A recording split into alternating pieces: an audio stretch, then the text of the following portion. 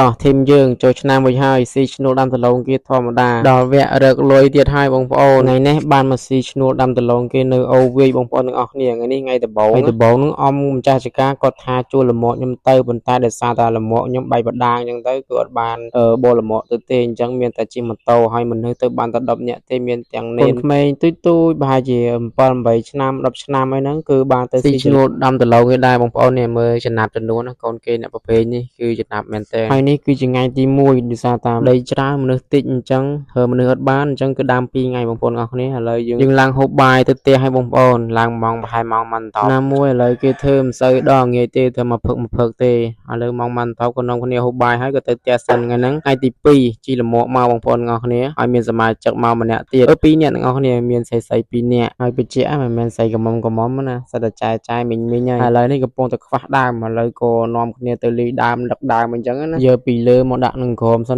ដោយសារតែអត់ទាន់មើលទៅមិនដឹងថាខ្វះប្រមាណអីប្រមាណអញ្ចឹងជូនដឹកដើមពីលើមកក្រោមសិននេះឥឡូវកំពុងតែជូនពីអ្នកមិត្តភក្តិខ្ញុំហើយនៅពេលដែលជូនដាក់ហើយកាប់ហើយដាំហើយនៅតែអត់គ្រាន់ទៀតអញ្ចឹងក៏បានទៅទិញដើមគេទៀតហើយក៏ខ្ញុំក៏បានជីលមកទៅដឹកអញ្ចឹងណាអ្នកគ្នាប៉ុន្តែផ្លូវយើងយ៉ាប់ដែរយើងជាប់ដែរអ្នកគ្នាប៉ុន្តែអត់បានថតទេពេលជាប់នឹងដោយសារតែបើលើកន្លែងថតវាយូរទៀតឥឡូវនេះគឺបាន